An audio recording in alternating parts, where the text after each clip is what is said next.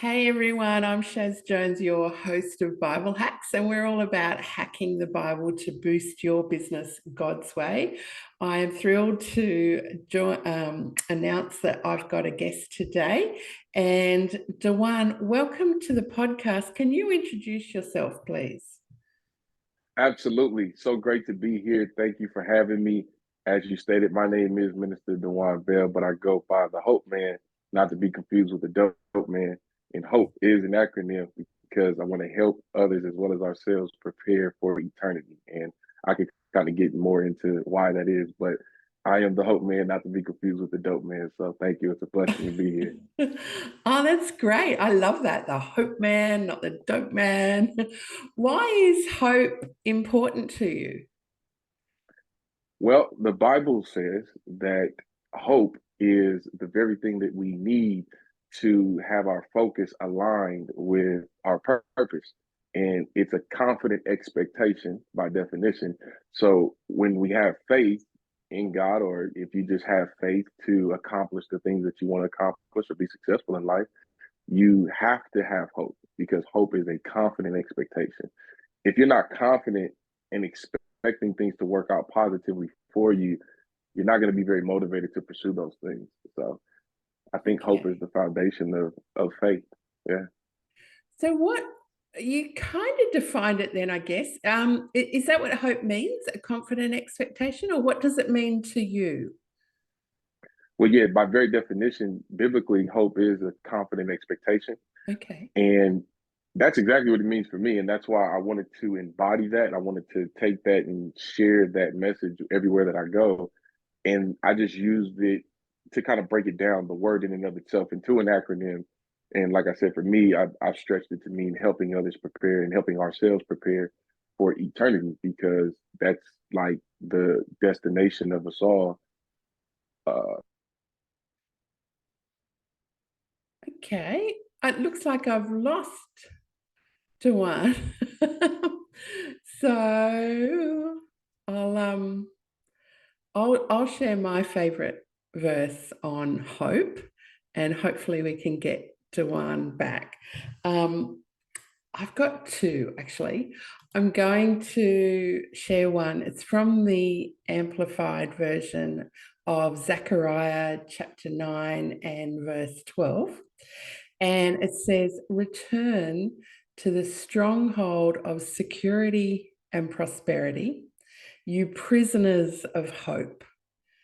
Even today do I declare, this is God speaking, that I will restore double your former prosperity to you. And one version says, two blessings for every trouble.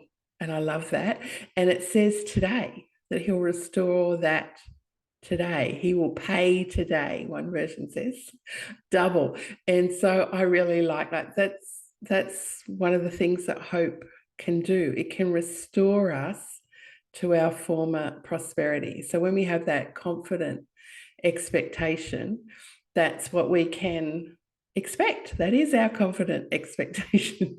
So I hope that helps. Looks like DaJuan is back with us. DaJuan, you're back with us. We lost you for a minute. you know, You're internet stuff. I'm back. so sorry. No problem. Wow. I was just sharing my favorite, or one of my favorite scriptures on hope, which is from Zechariah 9, verse 12. Return to the stronghold of security and prosperity, you prisoners of hope. Even today do I declare, says God, that I'll restore double your former prosperity to you. That's a good confident expectation to have, isn't it? Yeah, that's a great one. I love that one. And one of mine, if I could share as well, just to add to that, is from Yeah. the book of Jeremiah, Jeremiah 29 and 11, where God says that he promises to give you, he says, I know the thoughts, and I'm paraphrasing, but he says, I know the thoughts that I think towards you, saith the Lord, thoughts to give you a future and a hope, thoughts of good and not of evil. So that's one of the ones that I think about all the time. And I try to share that with people as well, especially people who may not really embrace the Bible or embrace the faith yet. I just let them to know that, hey, there's a God that loves you and he wants to see the best for you. And he has an expectation for you and a hope that is beneficial to your life, not the opposite. So usually people can receive that message pretty well. Yeah, I like that. So is that your favorite verse on hope? Jeremiah 29:11? There's so many, but yeah, that one is Yeah. probably like the foundational one that I kind of think about all the time during those hard days, or as we pursue things, we may not see much progress in it. You just think about that and say, well, the Lord did promise me that he has good thoughts towards me. He has a confident end to all of this, and he gave me these desires, not myself. So I'll just continue to pursue them and wait to see that hope come to fruition. So Yeah, that's good. And you touched on desire there. What does desire do for hope? How do those two work together? Is desire the same as a hope, or how do you see those two things? that's a great question. So I would actually just separate them slightly, although they Okay. are very similar. But the hope obviously is the confident expectation. So you're confident about what it is that you have an expectation of. But I'd say the desire is actually the starting point of it. You have to have the desire to begin with. Desire is kind of like the seed that goes into the ground, or you Right. putting the seed in the ground. You're desiring something, which is why you're putting the seed in the ground. The hope is that you're confident that that seed that's now in the ground, if you nourish it, if you water it, if you give it proper sunlight, if you care for it properly, that you hope confidently, have a confident expectation that it's going to grow into the thing that you desired to begin with. So Well, that's good. Yeah, because Jesus said, like, whatsoever things you desire when you pray, believe that you'll receive them. So desire is like the starting point for prayer, really. And then, as you said, that kind of grows your hope, your confident expectation. That's good. I absolutely. like that. Thank you. And you said prayer is the number one factor to all of it, right? It's that communication constantly with the creator, with God, to keep you on track and to always check in to make sure that you're doing the things you're supposed to do, and also to receive, because prayer is a two-way communication. You're communicating things to God and he's communicating things back to you. So prayer is the key to all of it. So I'm happy that you said that. Amen to that. Now, we've Mm. got business people listening to us, entrepreneurs, speakers, those kind of people. How does hope play a part in business, or does it play a part in business? I would say so. And regardless of your spiritual connections or your religious background or belief system, the fact that you are an entrepreneur, you are in business, you have to have faith, right? Because faith is the substance of things hoped for and the evidence of things not seen. So you, as an entrepreneur, you have a vision in your mind. And when you want to create a business, that starts in your thoughts first. You have a vision for the world. You see a problem that you want to fix. You want to become your own boss, or you want to control your income. You want to spend more time with your family, or just doing the things that you want to do. You have a vision and a desire, going back to that, right? You Yeah. have a desire and you have a vision based on that desire. So you have to have hope in order to constantly pursue the vision. You have to have a level of faith because you haven't seen all of the things that you want to materialize or to come to fruition. You haven't yet touched them. They're not tangible in your life yet. You may have seen some success. You may start to see things work out, depending on which level of business you are.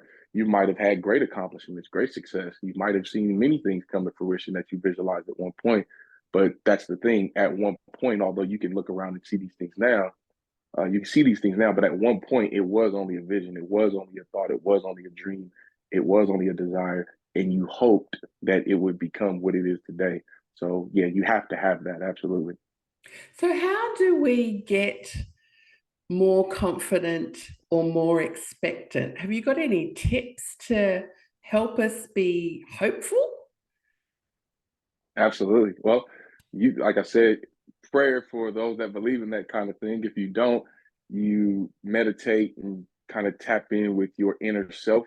It will help strengthen your heart and your mind to align together. And you'll see things, you'll have visions that get crafted in those moments. to help you be more confident and be more excited about the vision that you have in your mind. Visualization, I'm big on that. I pray and meditate, and there's a difference, but I do both. So there's that piece. And then there's the physical actually doing.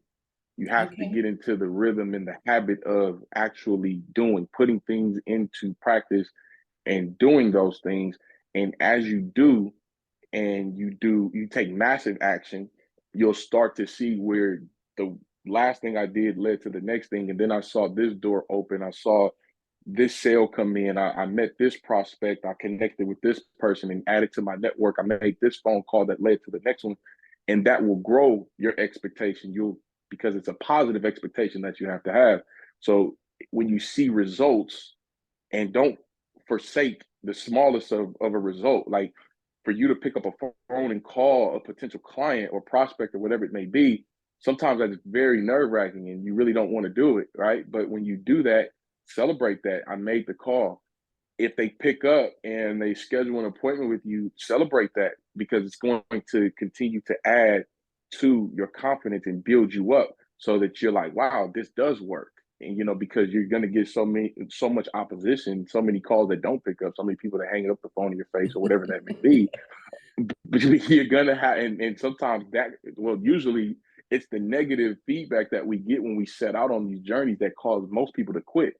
So you Right. need that hope, you need that confident expectation to overcome all that. And it starts again with conditioning the mind, which I think prayer and meditation and having conversations like this, all of that helps with the conditioning. But then it's the action and the massive action. And when you do have any measure of success, the Bible says all it takes is faith is the size of a mustard seed and you can move a mountain. So when you have any measure of success, you may look at it as insignificant, but it's not. Just take a moment, jot that down, picked up phone call, great. And the next one's going to pick up the phone call and let that continue to build to your confident expectation. So That's so encouraging, DaJuan, because you're right. Hope can stop us even from quitting altogether and just giving up. You don't want that. So, and I love that you said it's action, taking action that really helps us build our hope. Your friend and mine, Eileen Wilder, says it this way: confidence comes from competence. So the more you practice something, the more your confidence grows. And like you said, all of those little success things along the way. I'm really curious. You mentioned there's a difference between prayer and meditation, and you do both. How do you see the difference between those two?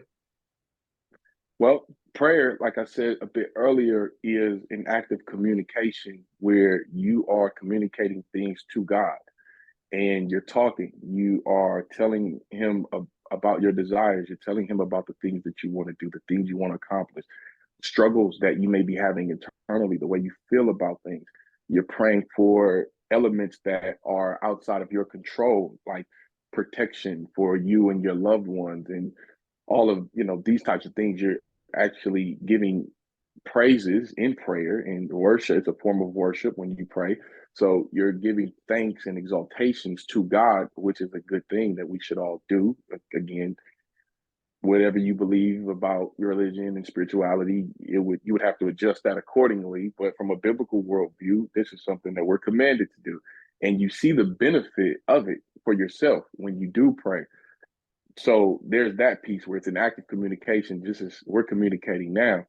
Meditation is more of you being in silence and really dwelling on things and really going deep into thought and allowing thoughts to come to you. You want to get really quiet and really clear. You can have guided meditations as well, where you may have some form of music playing or even someone speaking to you to kind of guide your meditation, which is okay as well.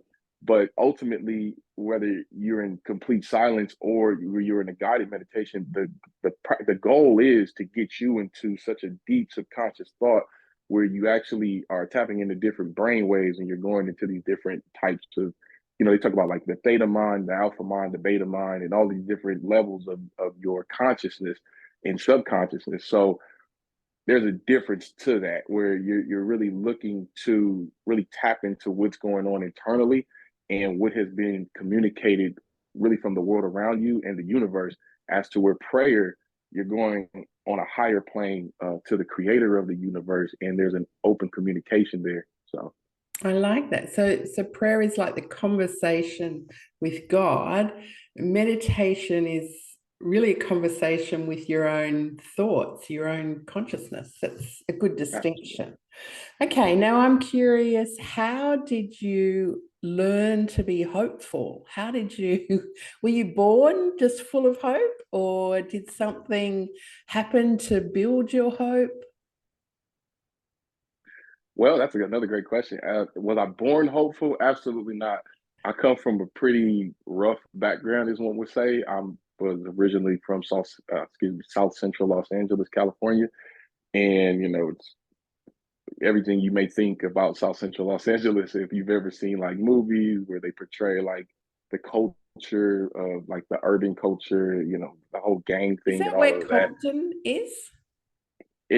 So that's a it's a city within South. So it's South Central, and then Compton is adjacent. It's like you Okay. just take a quick trip and you're in Compton. So yeah, that idea. Most people think about Compton who've never visited LA, but you might have seen the movies that show all the violence and the crime, and Yeah. that's where I grew up in. Right, that was Wow. my surroundings, my environment, my reality, That and doesn't sound full of hope. no, it wasn't hopeful at all. There was not much hope around me. No, not absolutely not. And then, especially considering, personally, even though that was my environment, I probably had a less reasons to be hopeful, just given the fact that like my parents were deceased, and by the time I was 12 years old, Oh, right? So, good. yeah, I'm sorry. yeah. So, part of life is death. That's Mm, why I'm helping others prepare for eternity. But yeah. Dan, I appreciate that. Thank you. But yeah, so just looking around, I didn't have many reasons to be hopeful. So no, this is something that I didn't grow up with. It wasn't something that I was like raised in or trained in. It's something that kind of came to me later on in life, and it changed everything for me. So because of that, like I said, I wanted to embody that message and take it wherever I go, because I know there's people who will be in either, maybe not so much in the position that I was in, but there are people who are in that same position and worse. And then there's people who may not be in that bad of an environment, but all of us at whatever level you find yourself, we're going to go through difficult moments in life. Mm. And my philosophy is that the one thing that's universal to us all that can help us all pull us out and get us higher is hope. So So, if people are listening right now and they are actually in a unhopeful situation or unhopeful environment right now, you mentioned it came to you later in life. What happened? What can you tell someone who's in that situation today to build their hope? well, you have to again go back to what we kind of talked about a little bit, is a desire, right? It starts with a Okay. desire, because that's how it started for me. Although my environment was what it was, everything around me was against me in some way or another. Even though at the time I might have not viewed it that way, I might have thought that this was the place for me. But at a point, it got to the reality of I could not survive very much longer in the current state that I was in. So my desire was to get out of it. I had to have a desire first to want to do something different, to want to make a change, to want to change my circumstances. So it started with that desire. When I put that desire out, and for me, it was in the form of a prayer. It was an aimless prayer, because at the time I didn't really know who or what I was even praying to, but I was hoping that there was something. So it was a desire that led to the hope of hoping that there was something outside of myself that could hear my prayer and that could answer it and help me. So I had the desire to want to make a change, realizing that I couldn't survive. I could have no longevity in the state that I was in. And with that desire, I put it into the form of a prayer, which was an action, right? I took action on my desire, and I was met with an answer to that prayer. And for there, that's where the hope for me, it was birthed. And then it turned into faith, and then it just grew from there. So So, was there one person or one event that kind of changed things for you? Or was it a slower kind of journey? It's been a journey, definitely, Mm. but it was one individual that really made a significant impact when I needed it the most. So at the time, like I said, I prayed that prayer, and the way that it was answered was in the form of a person, Okay. someone who I had known for many years growing up until that point, pretty much all my life. She's like family to me. What it was is that she had gone away after the passing of my mother, and I really had nobody in my life like that cared or I could turn to for guidance or help. I was really living out as an adolescent. I was like living out in the world by myself, literally. And Mm. with that, once I prayed that prayer, she, her name was Cherie. She just kind of did like a wellness check because she hadn't heard from me, and at this time about 2 years, and she was really close with my mother before she passed. So she just got the idea, coincidentally, to just check in on me, and she somehow found me. And she asked around the neighborhood that I was in, where could I possibly be? And she found me. And when she found me, she was completely different from what I had remembered her to be before I had last seen her. In Like what everything way? about her changed. Every way. Like Ah. everything about her changed from the way that she dressed, from the way that she spoke, she her mannerisms, the way she carried herself, the music she listened to, the habits she had like changed her habits completely. The people she was around had changed. Yeah. I mean, in every way you can think imaginable, she was different. That sparked my curiosity. I said, what happened to you?" What did And happen from to her? the I'm curious too. well, for her, it was a spiritual awakening Okay. where, she got in contact with God, her creator, and she had surrendered her life to Jesus Christ. And from there, she Wonderful. went, yeah, she, got the faith of the Lord and was born again and gave her life to the Lord and walked down the path that she felt was the desired purpose that God had for her. And with that, it caused everything to change for her. So for me, just seeing that was like, wow, because she came from a very similar, if not worse in some ways, background that I did. Right. And I remembered that. I remembered that about her. So when I saw her again, she was literally like the physical embodiment of the desire that I had. That Ah, I was looking outside of the circumstance that I was in, the environment that I was in, but I didn't know where to start. I didn't know who to turn to. And she shows up into my experience, into my environment, and she's like a living representative of the thing that I felt I needed to become. okay. So that's how that happened. Yeah. And how did you start? If someone's listening now and they want to start into this journey of hope, what's one thing that they can do maybe today or this weekend or this week? How can they take some action to grow in hope? Well, depending on which, like, I guess, genre you're in or you're looking, because there's different perspectives, right? So, like, for me, the biggest shift happened spiritually first, Right. which kind of then trickled down and led to then everything, right? Entrepreneurship, family, being just a productive citizen in the world, education, everything. Like that was my starting point. So depending on where you're at, it's gonna vary a little bit. But what I can offer that should work universally, and even taking from my story, is find someone that looks like where you want to go, who you want to become, what you want to be, what you want to do. Find someone that's doing it. Find Right. someone that's already there, a mentor essentially, someone that you can look at and say, wow, you're the real deal. You're doing, even in this, right? We met by being on the journey and finding Eileen Wilder, Yeah. right? So she was the physical embodiment of that speaker, of that influencer, of that figure that we ultimately want to become. So we connected together, being on the journey, looking to her as that representative. So same thing for anybody listening to this, just like it has been proven for me in my life in one of the worst, I mean, most detrimental experiences you can think about, where there is no hope, there is no positivity, there's no light, really. You would think like you're not going to make it out of this alive, because that's how I thought about it. Mm. But there was hope. There was hope. And that hope came in the form of a person who was a living, breathing example of what it was that I needed to become.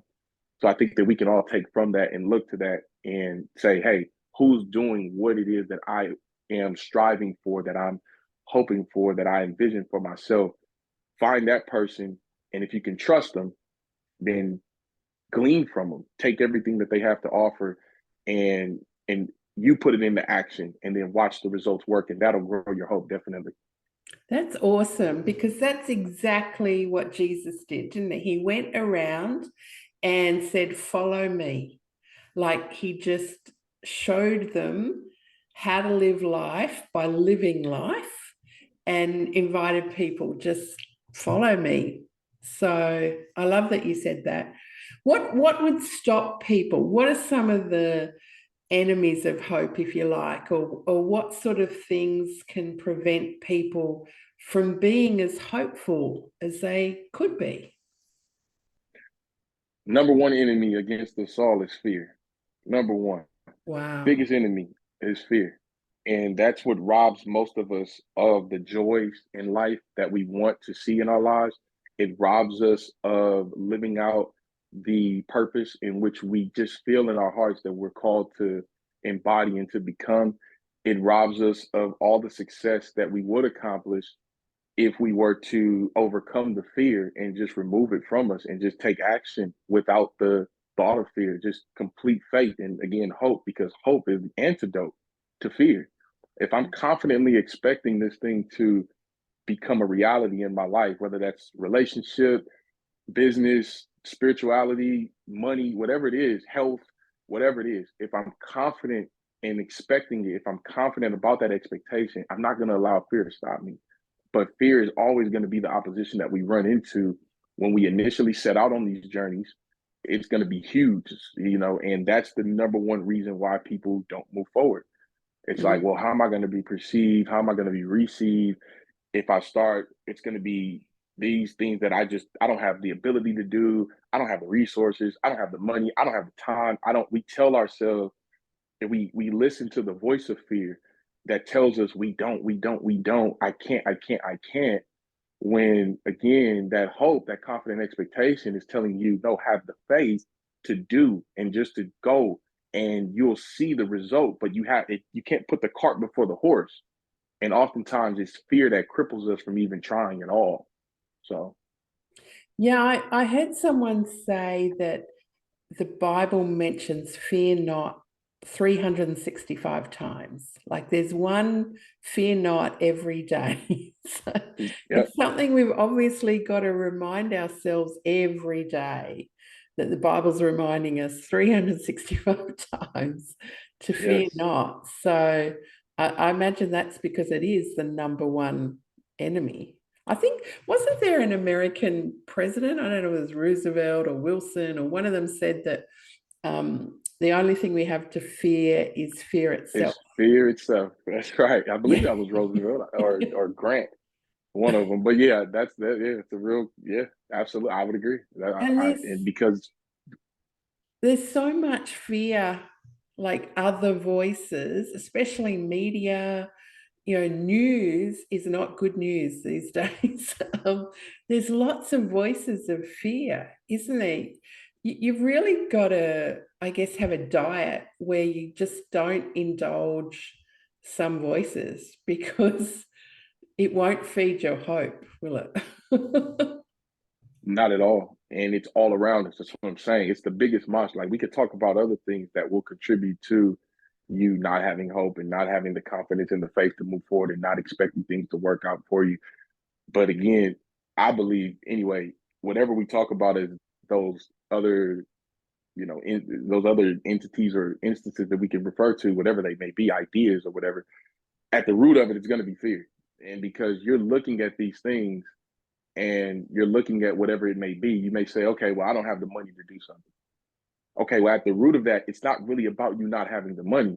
It's that you fear that if you try or if you start, because there's something you can do, whatever it is that you want to do, there's something that you can do without money to start the ball rolling, so to speak. But you fear that eventually the lack of money or the lack of resources is going to be the thing that stops you. So rather than you take action at all, rather than you think, well, who do I know that maybe I can, get maybe a loan from, even though that may not be a part of your character personality, maybe a more of I stand on my own kind of person. That's something that I had to really work on myself through this journey, because that's rooted in pride, really, which is not a good attribute. There's a healthy pride that you should have about yourself and the things around you, yes, but for the most of us, we're operating in a negative pride, an unhealthy pride that we should work to overcome. But nonetheless, without going on a tangent, all of it is going to be rooted in fear at some level or another. And that fear will cripple you, as you stated. That literally says in the Bible, fear has torment, but perfect love casts out all fear. So you're tormented by this thought where you're enchained because of fear. So you have to overcome that. And like you said, there's so many things. The media, you talk about as horrific as we just all experienced through the pandemic, the COVID-19. It was a horrific experience for the whole world. Many of us lost loved ones. I personally did. Many of us were hospitalized and sick. And thank you. Many of us were hospitalized, sick, and our whole lives, were impacted to where we were quarantined in the house. Many people lost businesses. I mean, it was just so many bad things that was negative about that whole situation. And a lot of it was valid to say, hey, we don't really know what's going on. So a lot of us lived in fear, at least to some, variation of time. Some of us lived in fear the whole time. Some of us are still living in fear because of that. Some of us kind of was able to snap out of it and get over it and realizing, hey, this thing is outside of my control. I can't let it control my life. I have to live my life, right? So as devastating as it was, you see that there was this constant projection of fear and doom and gloom and death that was being portrayed by the media, that was being portrayed by the politicians, that was being portrayed by everyone around us, essentially. And like I said, there is a degree of that was real, that we should have caution because we didn't know really what was what. There's things happening. We should have a level of caution. But even with something as terrible as that, you cannot allow that fear to or to cripple you and to keep you from living, because we only have one life to live. And, that's my message essentially, is that we got one life. We're running out of time every day, so we got to get to it. So fear will rob you of time, and that's not good at all. So no. And we are running out of time, unfortunately, in this podcast. And I love your voice because, as you said, there's so many media voices from all kinds of directions that are helping us to fear, and we don't need any help, but you're helping us to hope. So I know people are going to get in touch with you. Where can they find you, and how can they best take advantage of the hope that you're giving to people? Oh, absolutely. I appreciate that. My Instagram, Facebook, Twitter, all the social media handles, you can find me at the Hope Spot. So it's TheHopeSpot. And that's another play, in the States of the Hope Man, not the Dope Man, from the Hope Spot, not the Dope Spot, So you can find the Hope Man in the Hope Spot. So look for the Hope Spot on YouTube.